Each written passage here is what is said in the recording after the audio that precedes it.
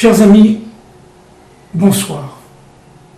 Alors pour faire suite à ce que nous avons dit l'autre fois, je voudrais lire à la page 4 de ce fascicule qui s'appelle, je le répète, le processus de mondialisation et l'être universel, un regard de Jérusalem, que j'avais écrit en 2008, en 2007-2008.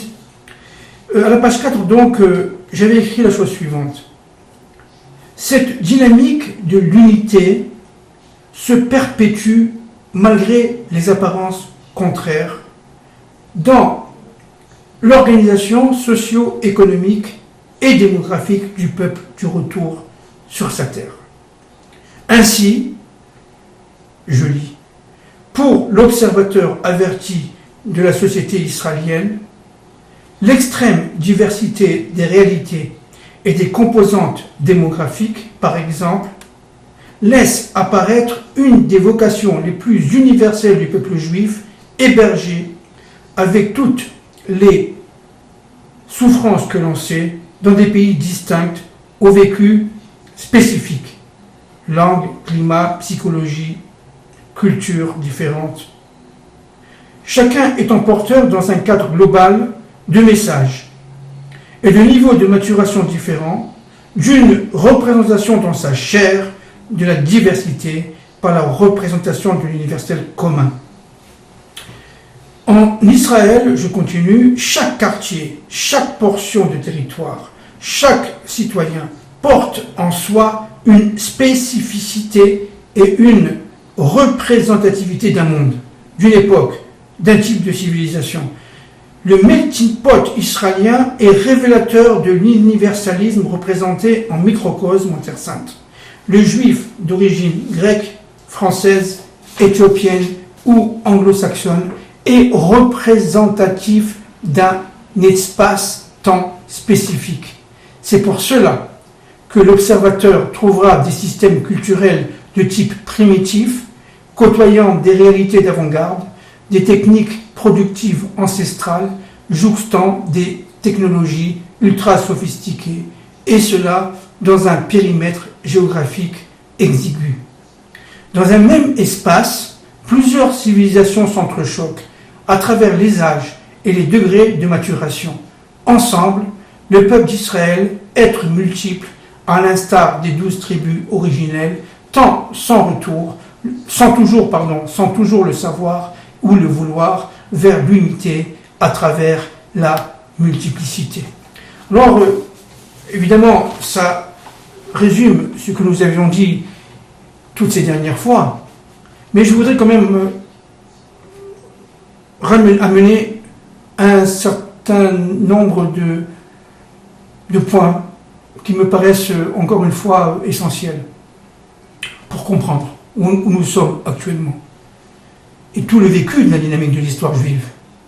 D'abord, ce n'est pas un hasard si aujourd'hui tel quartier est plus rempli de francophones à Jérusalem que d'anglophones. Ce n'est pas un hasard qu'il y a des quartiers où vous avez des cordonniers qui travaillent comme on travaillait au XVIIIe siècle. Mais à côté, en face, nous avons une entreprise de haute technologie, d'avant-garde, qui dépasse même les entreprises, disons, californiennes, si je peux me permettre de le dire. C'est-à-dire que dans ce melting pot, nous vivons en Israël dans un espace-temps qui est complètement renouvelé et qui est même complètement dépassé.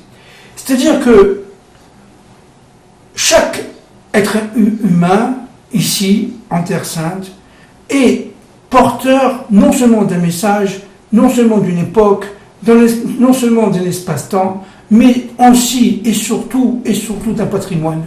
Et ce patrimoine culturel qu'il a de génération en génération, que ce soit au niveau de l'art culinaire, au niveau de toutes choses du vécu au jour le jour du peuple du retour sur sa terre, eh bien, prend son sens dans un espace-temps qui est, par définition, dépassé.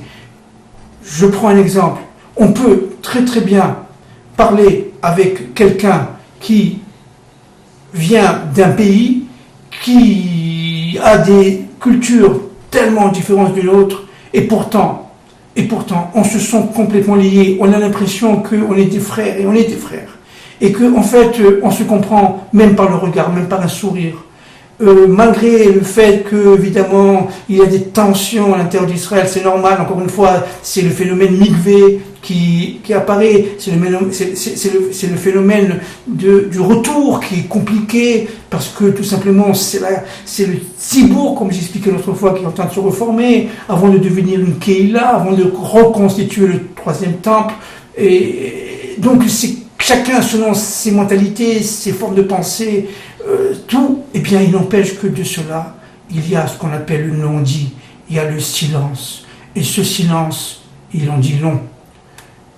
Le fait que, malheureusement, Chas v'Shalom, lorsqu'il y a un attentat, vous voyez tous les gens autour, comme si c'était Chas v'Shalom, leur propre enfant, qui avait été touché. Ils vont se courir dans tous les sens, avec une solidarité incroyable, comme si que c'était une partie de sa famille qui était touchée. Eh bien, ça dénote le retour de la Keïla. Parce que le Tzibour, qui est par définition séparé, chacun selon sa culture, chacun selon son niveau, chacun selon son patrimoine, chacun selon sa richesse, eh bien, va devenir progressivement un. Et là, on vit dans un monde qui dépasse complètement le temps, qui dépasse complètement les passions, les désirs, les combats pour la vie, le sens du lucre, etc. Je vais vous donner un exemple très, très, très redoutable, qu'on vit presque tous les jours en Israël, presque tous les jours. On raconte à la radio qu'une soldate dans un train entre Beersheva et Tel Aviv, se met à supplier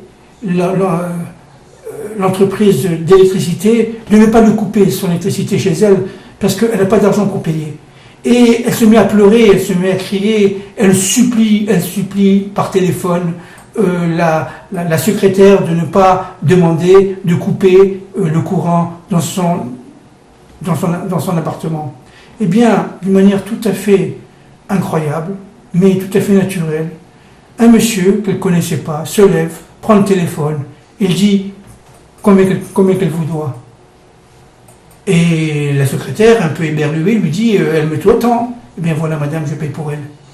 Il sort sa carte de crédit, et devant tout le monde, il paye pour cette fille qu'il ne verra jamais, qu'il n'a jamais vue, et qui lui est complètement étrangère, parce qu'il la considère comme sa fille. Ça, si vous voulez, c'est la preuve que on dépasse maintenant le phénomène Tzibour et on rentre dans la Keïla d'Israël. C'est-à-dire on rentre dans un espace-temps où véritablement on a le sentiment, par solidarité, on a dépassé l'amitié, n'est-ce pas, par la fonctionnalisation complémentaire des tâches, je dirais les économistes. Eh bien, à ce moment-là, on se sent un, tout simplement. Ce qui arrive à son voisin, eh bien, c'est comme si cela m'arrivait. Vous savez, juste pour finir, les Rachamim disent une chose absolument extraordinaire. Qu'est-ce qu'un tzaddik? Alors, malgré les très nombreuses définitions que porte le Talmud, ou que portent tous les Rachamim de tous les temps, celle qui me paraît la plus belle, la plus authentique, c'est celle-là. Un tzaddik, c'est quelqu'un qui pleure lorsque, dans la rue, il voit un étranger pleurer. Point.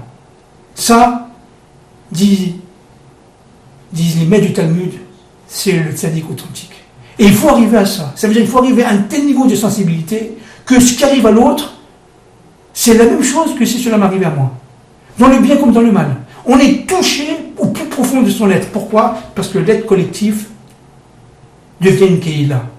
Je vous salue et je vous souhaite que du bien. Bonsoir.